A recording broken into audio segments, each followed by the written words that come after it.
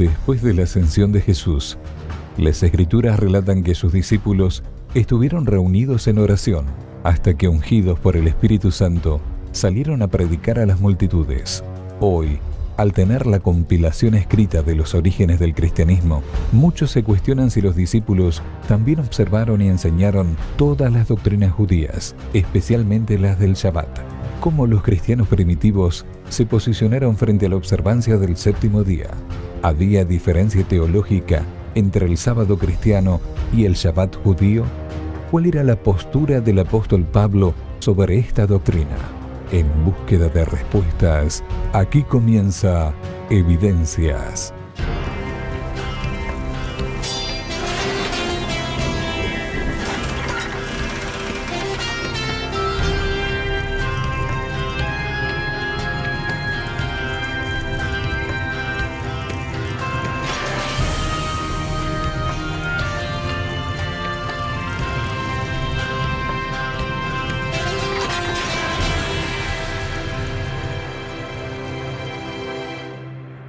En los Evangelios se presenta a Jesús criticando la postura de los líderes judíos con respecto a la forma en que observaban el séptimo día.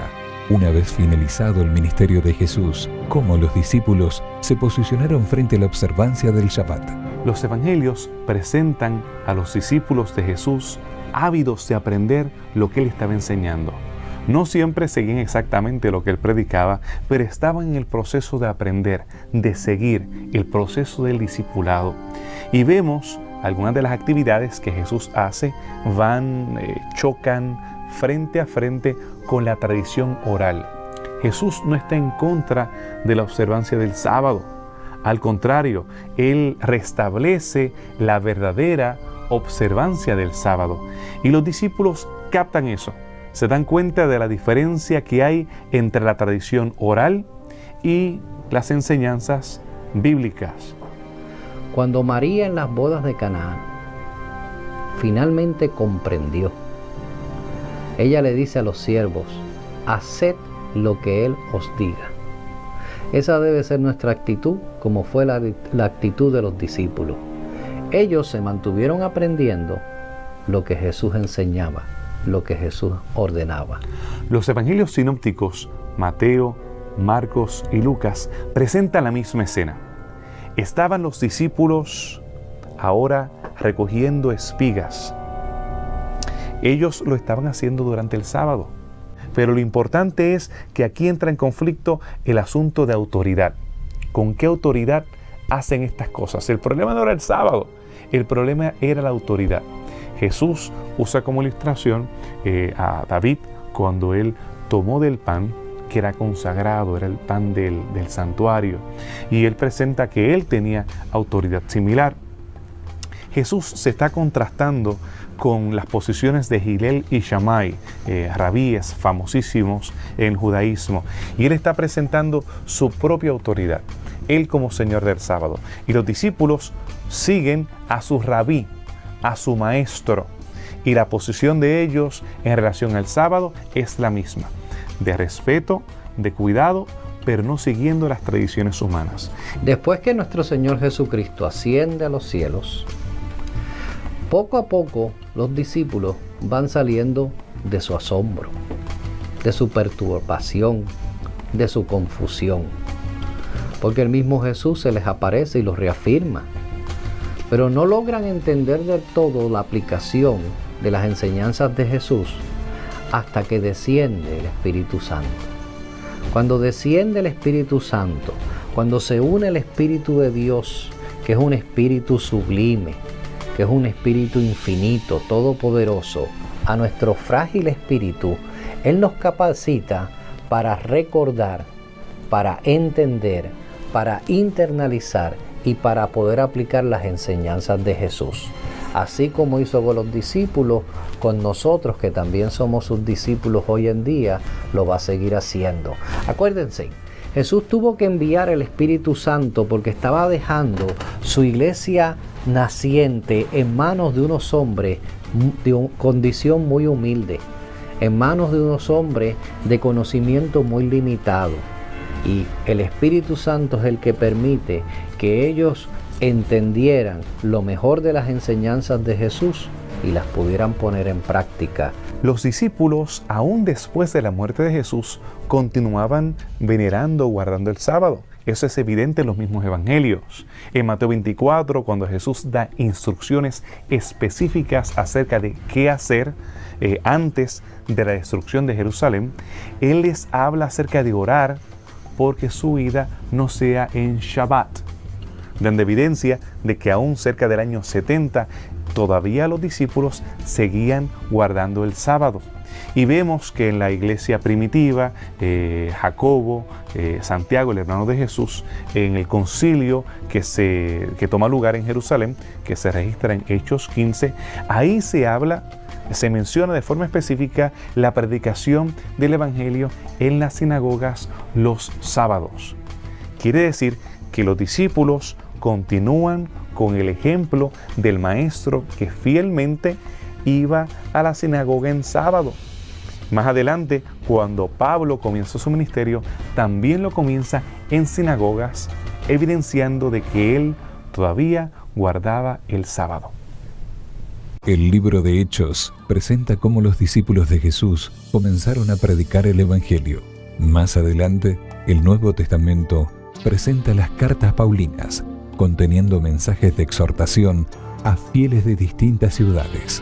¿Realmente se podría encontrar evidencias en estos escritos de que los discípulos y los apóstoles continuaron observando el Shabbat? Nosotros debemos reconocer que en Hechos 13 está describiendo el primer viaje misionero de Pablo y Bernabé, el hijo de la consolación. Y ellos son ordenados, las manos son impuestas sobre ellos en Antioquía, uno de los escenarios tal vez para mí más emocionantes en el antiguo cercano oriente. Ha sido yo estar en ese puerto, el puerto desde donde salió el Evangelio por primera vez hacia el mar. Desde allí fueron hacia Salamina, donde hemos tenido la oportunidad de visitar también y donde todavía quedan las ruinas romanas. Allí había una sinagoga y en Hechos 13:5 describe a Pablo visitando dicha sinagoga. Pasó por toda la parte sur de Chipre, llegó hasta Pafos y allí también predicó a los cristianos, a los judíos que se encontraba allí. En Antioquía es el primer lugar donde ellos son llamados cristianos. Aquí se encuentra con Paulos, el procónsul, el gobernador de Chipre en ese tiempo, siendo una colonia romana, una posesión de Roma. Más adelante, Pablo, cuando tiene su llamado en Troas, estamos hablando de Turquía hoy, Anatolia o Asia Menor, en los tiempos bíblicos, en Troas, él recibe su llamado a pasar hacia Europa. Desde allí, Pablo llega hasta Neápolis y desde allí entonces toma la carretera principal. Todos los caminos conducían a Roma. Él, la vía Apia, las diferentes vías que había para llegar hasta Roma. Él llega hasta Filipos y en Filipos se encuentra con un grupo de mujeres. Probablemente en este caso no era una sinagoga porque solamente había mujeres. Probablemente junto al río, en un lugar abierto, en una casa. Y allí él lee la Torá y él comparte el Evangelio. Allí tiene la primera conversa, Lidia, una europea, viniendo en este caso originalmente de Anatolia, de Turquía, hoy por hoy. Y allí esta comerciante de púrpura comienza a tener una iglesia y reuniones en sábado. Más adelante, cuando Pablo sale de allí, él llega hasta Tesalónica. Y en los Hechos se presenta que él predica el Evangelio en sábado en Tesalónica. Después él desciende hasta Berea. En Berea, aunque no menciona la palabra sábado, pero está hablando en el contexto de la sinagoga y que ellos eran más fieles que los anteriores porque ellos buscaban la palabra de Dios y estaban leyendo, él predica. Más adelante él llega hasta Atenas, donde no se habla nada del sábado, y llega después hasta Corinto, donde sí se habla que él también comparte en la sinagoga. Hoy hemos encontrado la sinagoga. Tenemos una menora, un candelabro que se encuentra en uno de los pilares. Tenemos una inscripción que menciona la sinagoga de los hebreos. Así que este es el lugar donde Pablo pudo haber estado predicando el Evangelio, juntamente con el Bema, donde él fue juzgado, las calles donde él estuvo predicando, los mercados a los cuales él hace referencia en 1 Corintios 8, pero todo en el contexto de la predicación del Evangelio en sábado.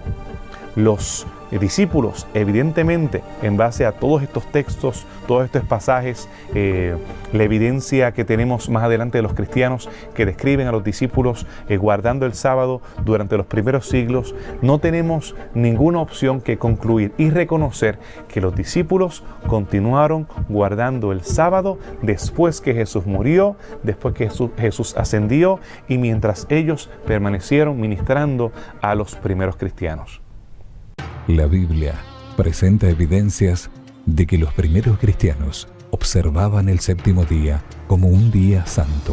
Ahora, ¿había alguna diferencia entre el sábado observado por el cristianismo primitivo y el Shabbat judío? Realmente no había diferencias significativas entre la forma en que los cristianos guardaban el sábado y los judíos, porque no había una diferencia entre judíos y cristianos. Todos estaban dentro del contexto del judaísmo. El cristianismo estaba enraizado en el judaísmo. Por tal razón, la ceremonia de recepción del sábado, lo que se hacía, la bendición, más adelante el ir a sinagoga, las actividades eran muy parecidas. Claro está, Jesús establece el hacer bien en sábado. Jesús establece no tener que hacer caso a cada detalle de cada ley acerca de los granos, de los pasos y demás que seguían los otros judíos. Así que sí había cierto sabor diferente en la forma en que los cristianos iban a guardar el Shabbat. En la práctica, los discípulos lo que hicieron fue imitar al Maestro. Ellos también aprovecharon el sábado para reunirse, pero no solamente en las sinagogas, sino también en los que los americanos llaman de household, en las casas iglesias, aquellas haciendas enormes que estaban cerca de las ciudades. Ahí ellos se reunían y al reunirse durante la semana, pues los dueños de la hacienda realmente lo que tenían era su casa. Los sábados, como dice Pablo en Gálatas, la casa se convertía en el edificio de Dios y cambiaba la dinámica de lo que estaba pasando. Además, ellos eran como Jesús, predicadores itinerantes. Iban de lugar en lugar y trataban de hacer una diferencia con las enseñanzas de Jesús, a donde iban, y a enseñarles a guardar este sábado donde el espíritu de la ley o el amor de la ley sea manifestado en armonía con los principios de Dios.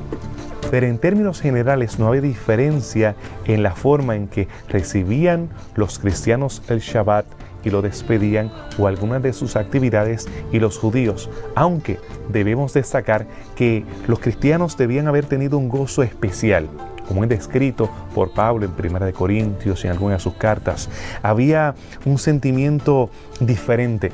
El sábado representaba también la venida de Jesús.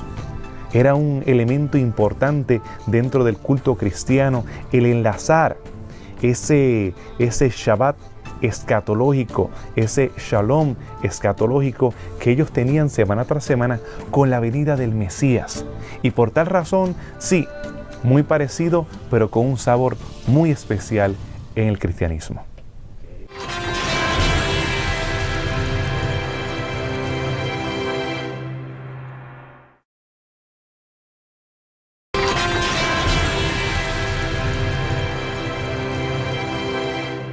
La observancia del séptimo día es una doctrina presente en gran parte de las Escrituras. Actualmente, muchos cristianos cuestionan la vigencia de esta doctrina, usando como referencia los escritos de Pablo. Pero, ¿cuál era la verdadera postura de este apóstol con respecto al Shabbat? Un filósofo alemán famoso es Hegel. Hegel tenía una teoría de dialéctica, donde él decía que la tesis y la antítesis creaban una nueva síntesis. O sea, que hay momentos en la historia donde dos puntos de vista chocan, sacan chispa y surge algo nuevo. Y él trató de aplicar eso a la filosofía, pero después vinieron los otros filósofos alemanes e impusieron ese pensamiento filosófico muy posterior a la Biblia, se lo impusieron a la teología de Pablo. Y ellos trataron de enseñar que del judaísmo y del movimiento de Jesús, Pablo crea el cristianismo, cosa que es poco científica. Primero porque es imponer la mentalidad filosófica de siglos posteriores a la Biblia, cuando ese pensamiento no existe en las Sagradas Escrituras. Esa mentalidad filosófica no es parte de ella. Segundo, es poco científico, porque es un anacronismo. No tiene nada que ver con la realidad de la cosmovisión bíblica en aquella época. Pablo continuó guardando el sábado como lo hacían los otros discípulos, Jacobo, Pedro y los demás. Pero Pablo tiene dificultades con aquellos que él llama judaizantes. Algunas personas que ellos querían no solamente que las personas aceptaran a Cristo, sino que estos nuevos gentiles se conviertan en étnicamente judíos, que ellos adopten cada y una de las costumbres o tradiciones que eran netamente judías.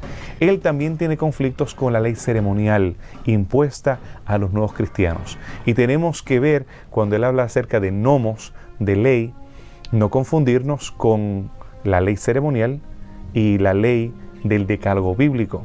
Por tal razón, si somos cuidadosos, debemos de reconocer que Pablo no tiene conflictos con el sábado o con la ley. Él, defensor de la gracia, de la justificación por la fe, él quiere darle el sentido correcto a la observancia del sábado. Que lo observemos, pero por las razones correctas, porque somos salvos únicamente por la fe. Somos salvos por la gracia de Cristo, y en base a esa relación de salvación, entonces aquellos que son salvos guardan la ley y tienen la experiencia de gozar un sábado como Cristo lo disfrutó. Ahora, los escritos de Pablo, algunos, dice el apóstol Pedro, que son difíciles de entender. Y sabemos que hay algunas declaraciones de Pablo que necesitan un estudio profundo y una buena explicación. Pero eso es todo. Mi sugerencia para cuando usted se encuentra con una de esas declaraciones es la siguiente. Cuando usted está tocando un tema de la Biblia, vaya a través de toda la Biblia buscando ese tema. Busque los textos que son más claros, los que hablan directamente sobre ese tema. Y después pasa a los textos que son un poco más oscuros. Por ejemplo, en Colosenses Pablo habla de que quedan cesantes ciertos sábados. Pero Pablo lo que está hablando es prácticamente de la moralidad de las leyes ceremoniales. O sea, ciertas fiestas caían en ciertos sábados, y por caer en ciertos sábados, ellos utilizaban el sábado para establecer un reglamento sobre la moralidad de esa fiesta. Pablo sabe que todas esas fiestas tienen un cumplimiento en Jesús. Jesús era representado por todas esas instituciones, porque Dios no solamente habla con palabras, también habla con instituciones para que tú puedas ver que Él es el cumplimiento profético de todas ellas. Él es el cumplimiento de la fiesta de los panes sin levadura. Él es el cumplimiento de la fiesta de las Pascuas. Él es el cumplimiento de la fiesta de las cosechas. Él es el cumplimiento del santuario mismo. Jesús lo dice en Mateo capítulo 12. Pero además de eso, Pablo lo que está es en contra de que nosotros pensemos, o por lo menos los cristianos de aquella época, que era compulsorio cierta observancia de fiestas porque habían sábados envueltos, como si hubiera una moralidad obligatoria en ello. En eso Pablo ya no estaba de acuerdo, porque sabía que el cumplimiento era Jesús. El Nuevo Testamento enseña que el apóstol era fiel observador del sábado y que también esta doctrina era parte de sus enseñanzas. Entonces, ¿por qué sus textos han causado tanto conflicto con respecto a la observancia de la ley y de los mandamientos? Pablo es un apologista, un defensor de la verdad, un apologista y no un legalista, ni tampoco un anomos, o sea, una persona que descarta la ley.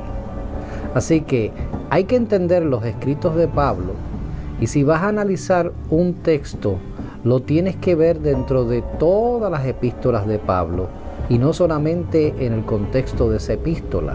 Y como dije antes, además de ver el texto de Pablo, tienes que conocer cómo Pablo defiende y ataca las cosas. Pablo, cuando habla especialmente hacia los judaizantes, él habla muy duro sobre la ley.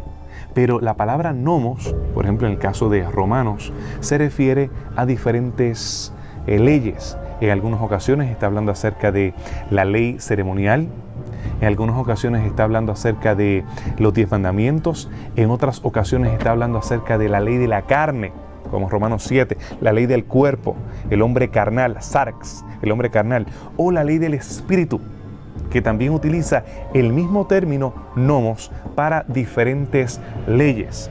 De esa manera el lector casual pues puede confundir a qué Pablo se está refiriendo. Por ejemplo, en 1 Corintios capítulo 6 y 7, él cita directamente los argumentos que establecían los protonósticos o las personas que pretendían que te salvaba simplemente por el conocimiento y que como el cuerpo era malo en sí, la prisión del alma, podías hacer lo que quisieras con él. Y estaban algunos en contra del matrimonio y otras estaban a favor del libertinaje sexual. Pablo cita siempre en esos capítulos, 1 Corintios capítulo 6 y capítulo 7, el argumento de ellos. Pero unos versículos más abajo vas a ver que dice pero, y lo refuta. Esas son las leyes de retórica que Pablo, como una persona culta, utilizaba en base a la cultura helenista que le rodeaba. Asimismo, a veces toma algunos textos, como en Colosenses, que se habla del sábado, pero la explicación que él da te clarifica que realmente no está en contra de la observancia del sábado como tal, como día de reposo, sino de la sábado que moralmente apoyaba una fiesta que ya no tiene fuerza moral porque había sido cumplida tipológicamente en el ministerio de la vida, la muerte y la resurrección de Jesús. Debemos de entender Pablo en su contexto. Cada pasaje, Colosenses, Filipenses, Efesios, y entonces entendiendo el contexto y viendo el todo, el bosque de lo que Pablo presenta, vemos que Pablo es muy consistente en cuanto a la observancia de la ley. Pablo dice que el hecho de que nosotros no estemos bajo la ley, sino bajo la gracia, no significa que nosotros vamos a continuar pecando. Y un versículo tal vez muy interesante se encuentra en Romanos capítulo 8. Y este versículo tiende a ser malinterpretado por muchas personas, ya que él habla acerca de la palabra ley, y la utiliza en varias ocasiones. Y cuando él habla en Romanos 7 acerca de ley, habla acerca de la ley de los 10 mandamientos, porque habla acerca de no codiciar en Romanos 7. Pero en Romanos 8, 3 dice, la ley no podía salvarnos, porque tenemos una naturaleza pecaminosa. Está hablando acerca de la ley carnal, aun cuando hay versiones que la equiparan con la ley de los 10 mandamientos o la ley de Moisés, pero nada que ver. Está hablando acerca de que la ley que hay en mi cuerpo es incapaz de salvarme, porque soy débil. Es Cristo quien condenó a la ley y condenó al pecado, realmente no a la ley, al pecado, cuando Él vino y nos salvó del pecado, y entonces pone en nosotros una nueva ley, que es la ley del Espíritu, que es descrita aquí en Romanos 8. Y esa ley del Espíritu es a través de la cual que nosotros podemos servir a Dios en espíritu y en verdad. Aún conteniendo algunos textos difíciles de interpretar, el Nuevo Testamento deja claro la vigencia de la ley de Dios, los 10 mandamientos. Por lo tanto, ¿qué importancia tuvo la observancia del séptimo día en el evangelio predicado por el cristianismo primitivo? La observancia del sábado continuó siendo importante décadas después que la iglesia se dispersó de Jerusalén. Tenemos que el último libro de la Biblia, no es el Apocalipsis, muy probablemente el Evangelio según San Juan, escrito cerca del año 100, todavía le da importancia presentando historias que no están en los sinópticos de cómo Jesús cambia el sentido del sábado, en el caso del paralítico esperando por 38 años ser sanado. Era central el asociar a Jesús con la sanación, con la restauración y con la esperanza de la segunda venida. En el libro de Apocalipsis, también Juan, en el año 96, en Patmos, él enfatiza eso con el fin del tiempo, en el mensaje del tercer ángel, cuando dice que será predicado no solamente de que la hora del juicio ha llegado, sino que aquel que creó el cielo, la tierra, la mar y todas las cosas que en ellos hay. Un eco directo, una cita directa de Éxodo 20, en referencia al sábado. Quiere decir que Juan ya veía que al fin del tiempo, la experiencia del sábado y la verdadera adoración iba a ser central para la iglesia de ese momento y para el fin del tiempo.